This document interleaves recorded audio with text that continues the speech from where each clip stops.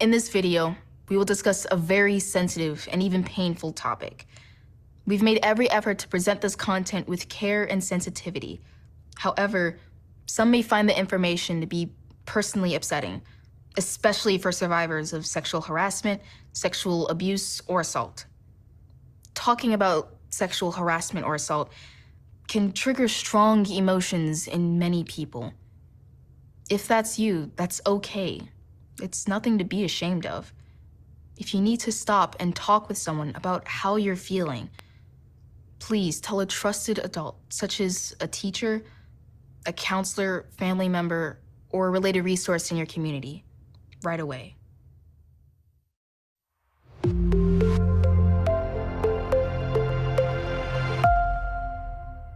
You may not have heard the term sexual harassment before, but you may have experienced it. Maybe it happened to someone you know. Maybe it's happened to you. Or maybe you've seen the stories in the media. Any inappropriate behavior that's sexual is called sexual misconduct. But sometimes it can be hard to tell when misconduct turns to harassment. Some people use different terms for what we call sexual harassment, like unwelcome sexual comments, touching, or behavior.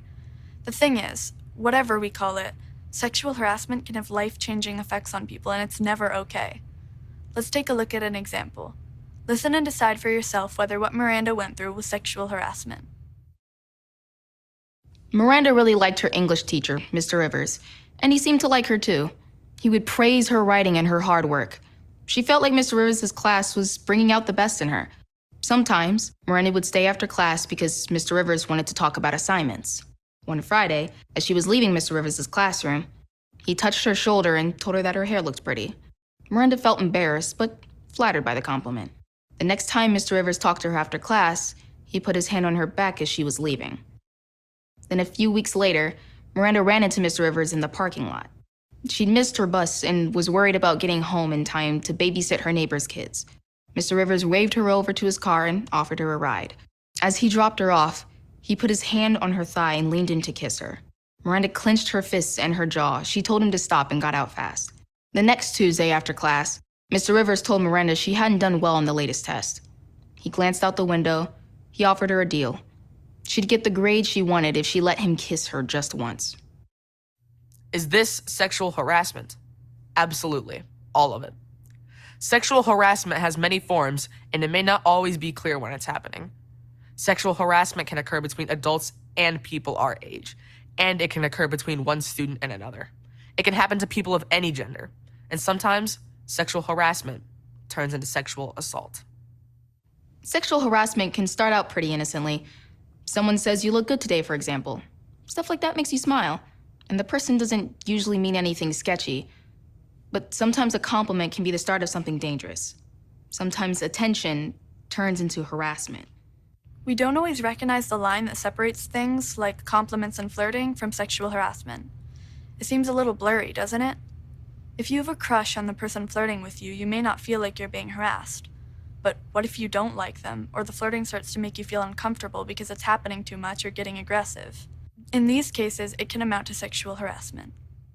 If a guy tells a girl he likes her new shirt, it's a compliment. If he continues to compliment her clothes and she doesn't like the attention, it can start to become harassment. If he talks about how her body looks in the new shirt and that's inappropriate to her, that can also become harassment. If a girl tells a guy she's into him and would like to go out, it's flirting. If he says no and she keeps asking him, it could be harassment if he continues to say no and it's making him feel uncomfortable. If she tries to get his attention by texting inappropriate pics, that could be harassment too. Think of some things you've heard kids our age say to each other when they like someone or think they're flirting. Was it appropriate or was it sexual harassment? It can vary state to state, but generally, courts define sexual harassment as unwelcome or unwanted sexual behavior that's objectively offensive, severe, and pervasive. This just means that the behavior would be offensive to most people, is very serious, and happens often enough that it affects your ability to learn or get involved in school activities. Harassment can be verbal, physical, written, or seen in pictures and videos.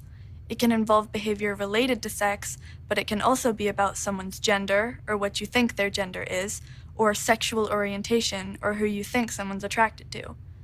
These behaviors can make you feel uncomfortable, scared, or confused. They can also interfere with schoolwork, after-school activities, or your job. And remember, sexual harassment can happen to anyone. Many people see sexual harassment as just men harassing women. The truth is, a woman can sexually harass another woman. A woman can sexually harass a man. A man can sexually harass another man. You get the point. To really see the problem, you have to zoom out. You have to let go of your preconceptions. So, let's do this. Let's have the courage to notice when people around us are suffering from unwanted, inappropriate, offensive, severe, and pervasive behavior.